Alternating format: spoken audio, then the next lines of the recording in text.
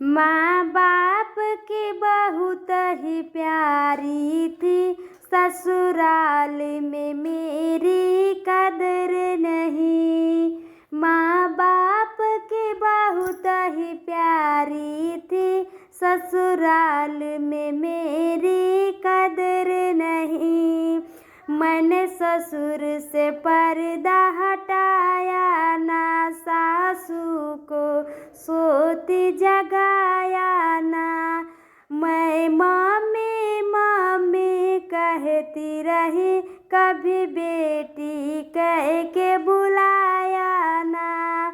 माँ बाप की बहुत ही प्यारी थी, ससुराल में मेरी कदर नहीं। कभी जेठ के आगे आई ना, जेठनी से कड़वा बोली ना। कभी जेठ के आगे आई ना, जेठनी से कड़वा बोली ना। मैं दीदी दीदी कहती रही, कभी हंस के मुझसे